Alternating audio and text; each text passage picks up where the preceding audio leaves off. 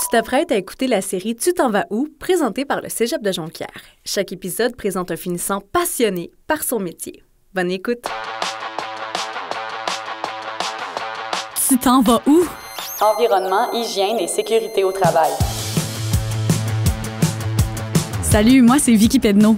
Quand tu t'en vas en environnement, hygiène et sécurité au travail du Cégep de Jonquière, tu peux t'attendre à ne pas avoir de routine. Ton but, c'est d'assurer la sécurité et le bien-être de tes collègues de travail.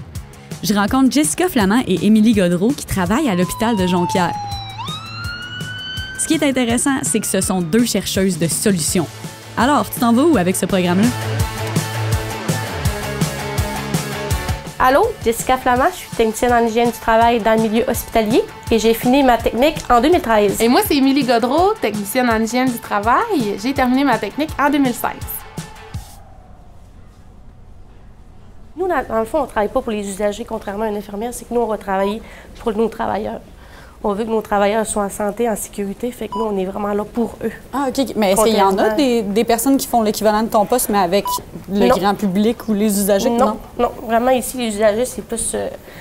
soit les infirmiers ont besoin de soins, de médication ou quoi que ce soit. Nous, c'est pas ce qu'on fait, là. OK, OK.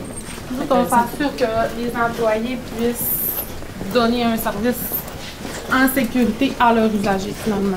OK, fait que dans le fond, vous prenez soin du monde qui prend soin du monde. C'est ça, OK. C'est ça qui arrive. Puis on prend l'ascenseur.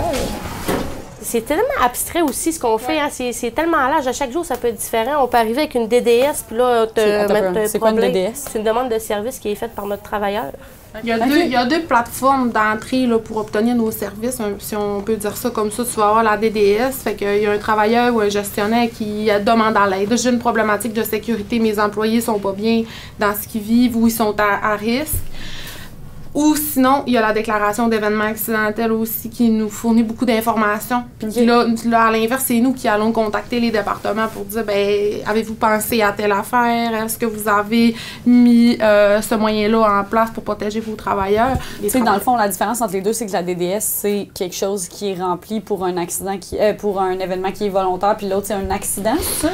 En fait, la demande de service, ça peut survenir avant même qu'arrive un accident. T'sais, on constate qu'il y a une situation qui est dangereuse, puis on voudrait y aller de façon préventive, on va faire une demande de service. T'sais, ça, c'est récurrent, c'est une problématique, on veut agir là-dessus, demande de service. Puis l'autre plateforme, là, c'est vraiment quand il y a un événement accidentel qui survient. Je me suis cognée, monsieur un tel prodigue toujours des commentaires grossiers envers ma personne, tout ça. Puis là, c'est pas des choses à laquelle on pense... c'est vraiment une majeure là, au niveau des soins santé, services sociaux, le risque à la violence.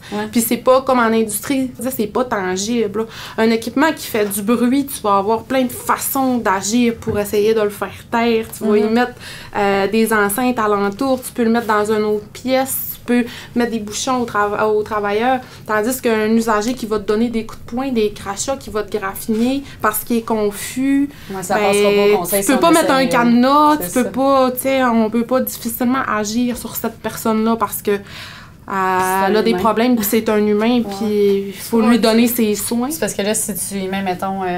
un masque sur la bouche pour qu'il arrête de parler, ça va passer aux nouvelles.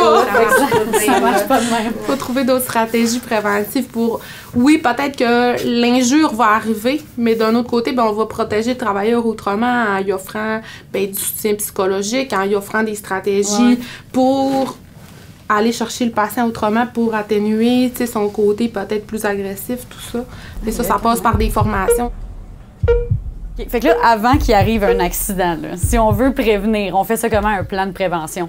Bien, c'est ça, c'est dur de dire qu'on va prévenir un accident. Tu sais, dans le fond, quand on disait la situation dangereuse, on peut peut-être le voir prévenir, oui, mais souvent, l'employé va avoir subi ou vécu des choses qui vont l'amener à penser que peut-être c'est une situation qui est dangereuse. Fait que là, dans le fond, nous, ce qu'on va faire, c'est que là, on va contacter son gestionnaire. Bien, on va parler au travailleur aussi, on va contacter le gestionnaire, puis on va voir en équipe ce qu'on peut faire pour l'aider. Segment concret, on t'explique exactement ce que c'est ce travail-là. Fait que là, dans le fond, on va arriver là-bas, puis là, nous autres, on va avoir notre outil, puis là, dans le fond, on va voir tout l'aspect au complet. Fait que là, ça veut dire qu'on va regarder, mettons, on va tout ouvrir les armoires. Puis si, comme elle disait tantôt, dans le fond, on a des produits chimiques qui sont pas bien classés ou quoi que ce soit, on n'a pas la fiche signalétique qui va dire au travailleur, advenant le cas, qu'il y en a dans les yeux, qu'est-ce qu'il doit faire. Bien là, dans le fond, nous, on va s'assurer que c'est fait. Après ça, mettons qu'on va arriver dans son poste informatique, puis là, on va se rendre compte que son ordinateur est tout croche, il a mal au cou, il est pas bien positionné. Bien là, on va le mettre dans notre matrice de risque. Puis ça va nous indiquer qu'il va falloir venir corriger le problème. Ça veut dire qu'il va falloir venir travailler sur son poste informatique et amener des outils pour qu'il puisse travailler en santé et en sécurité. Ah, ça touche vraiment énormément. Oui, on voit toutes les choses. Après ça, risque biologique, on va arriver, mettons, au secteur, puis on va demander au travailleur, bon, ben toi, là, ton masque N95, t'es-tu fit testé? Ben non, j'ai jamais été fit testé. Ben ça veut dire que dans le fond, on a un risque, on le met à risque parce qu'à dans le cas qu'on a des usagers qui ont la COVID ou l'influenza, ben lui peut faire en sorte qu'il va pogner la COVID parce qu'il n'aura pas été bien protégé. Okay. Ça, on le met dans la matrice. Ouais. Ça, c'est déjà fait ça dans des gyms, mais là, ça doit pas être la même chose, là. Non, un fit test, en fait, là, c'est une petite machine. Une machine ou pas, on peut le faire de deux façons, soit au qualitatif ou quantitatif. Fait que, oui, on pourrait en faire un, oui. Le fit test, en fait, en français, c'est un essai d'ajustement. Fait que c'est vraiment là, pour aller. Ouais, c'est vraiment pour aller. Pas fit comme fitness, non, fit comme ajusté. Oui. Okay. Fait que d'un visage à l'autre, d'une personne à l'autre, ça va prendre des masques différents, des grandeurs différentes. Vu que c'est des masques qui sont étanches, ben il faut vraiment aller s'assurer là, que ça convient à la morphologie de ton visage. Au contraire d'un masque bleu, masque de procédure, où on va juste le mettre comme ça. Quand on fait affaire à des pathologies qui sont plus importantes, exemple la COVID, la tuberculose, des affaires un peu plus la rougeole qui s'en vient, là. La rougeole, c'est ça. Ben, ça prend là-dedans, là. Des masques qu'on s'assure qui sont étanches puis qu'on ne s'expose pas aux contaminants biologiques. C'est la journée qu'on fait demain, moi et Émilie, c'est qu'on va passer la journée dans un CHSLD. Puis on va aller faire les fit tests de tous les employés au complet. OK. Maintenant qu'on en sait un peu plus sur le métier de Jessica et Émilie, Vicky essaie un masque, ce qu'on appelle faire un fit test. Ça, c'est toutes des affaires qu'on apprend à l'école aussi, hein, si on peut le dire. Là. Les fit tests, ça a été un cours qu'on a eu là-dessus. Fait que c'est le fun de le mettre en pratique aussi parce que on en fait beaucoup. Là, on disait 15 000 employés, tantôt, on les passe toutes. Là. Ouais. Sais-tu c'est quoi un N95? Sais-tu à quoi ça sert un N95? Ben non, j'en ai juste entendu parler pendant la COVID, là, qu'il y avait des différents types de masques, mais je peux pas dire que je sais à quoi ça sert particulièrement. Okay. Mais dans le fond, le N95, là, il va aller vraiment contre les petites particules ou quoi que ce soit. Je sais pas si lui qui a l'air d'un canard. Ouais, ben, on a différents modèles de N95 parce que comme on expliquait tantôt, il n'y a pas tous les mêmes modèles qui conviennent aux mêmes gens.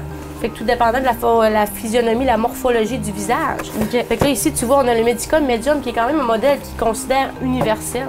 Okay. Fait qu'à donner le cas là, que dans le fond, tu n'as pas de N95, toi, puis tu es employé du CIUS, là, on va te conseiller comme mesure temporaire, c'est de mettre le Medicom Medium. Jusqu'en attendant que tu aies ton fit test, en fait.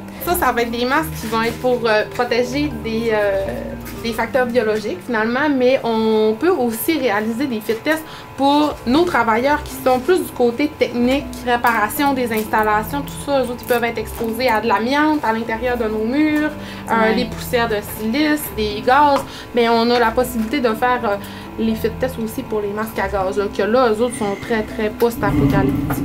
Ah ouais, encore plus? Les masques avec les cartouches. OK, je comprends, qu'on met le masque industriel là, qu'on peut se figurer, finalement. Fait que là, dans le fond, ce que ma machine a fait, c'est qu'elle va générer des particules. Fait que là, dans le fond, tu vas juste avoir à m'écouter. On va lire aussi le petit bonhomme. Lui, il va nous dire qu'est-ce qu'on doit faire. Fait que là, tu vois, on va respirer normalement. Quand je t'expliquais tantôt les particules à l'extérieur, là, tu vois, on a 59.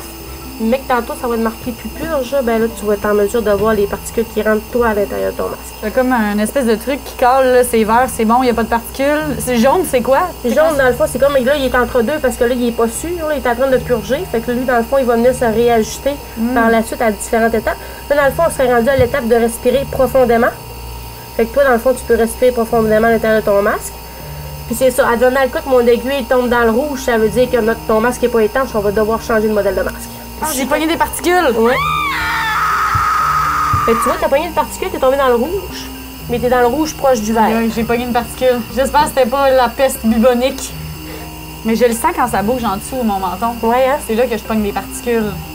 Fait que là, on va aller la tête de haut en bas. Ah, là, ça va. Là, je vais être particulée, là. Mais Seigneur, mais je veux dire, ça prend énormément de connaissances dans toutes sortes de domaines différents là, pour...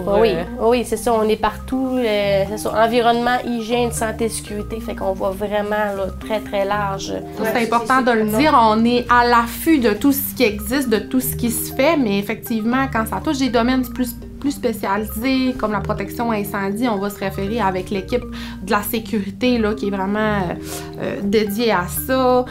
Espace clos, ben on peut aller, oui, avec nos connaissances, avec les connaissances techniques des travailleurs qui sont sur place, mais s'il le faut, on peut aller chercher une firme pour s'aider, puis se faire un plan de match. C'est ça aussi, là, la santé-sécurité, c'est beaucoup d'acteurs, c'est beaucoup de collaboration. Tu dirais qu'ici, au CIUS, c'est un des milieux les plus variés pour l'ergonomie ou l'hygiène, santé-sécurité, ou il y a d'autres domaines qui sont tout aussi variés? Tu sais, d'autres emplois ou d'autres employeurs éventuellement qui sont tout aussi variés qu'ici? Bien, je suis convaincue que oui, parce qu'il y a d'autres employeurs aussi qui font en sorte que la personne, mettons, en santé-sécurité, va faire l'hygiène, va faire de l'environnement, va faire tout ensemble. Mais nous, l'avantage qu'on a ici, c'est qu'on est un gros employeur. Fait que c'est variété, tu sais, on travaille à 6 techniciens. Il y a des entreprises qui vont juste en avoir un. Fait que c'est normal que la personne va tout faire. Ouais. Mais tandis que nous autres, c'est ça, on peut se spécialiser dans des domaines, dans des directions qu'ailleurs, on pourrait pas. Clairement, quand tu travailles en environnement, hygiène et sécurité au travail, faut que tu aies la fièvre de la gestion humaine. Ces gens-là sont malades de défis et profondément débrouillards. À proprement dit, chaque journée est une nouvelle aventure. Ça fait que tu t'en vas où? La série Tu t'en vas où est présentée par le Cégep de Jonquière et réalisée par Canopy Média. Tu penses être protégé par ton masque, finalement tu pognes 5 particules. Non, mais c'est pas beaucoup, 5 particules.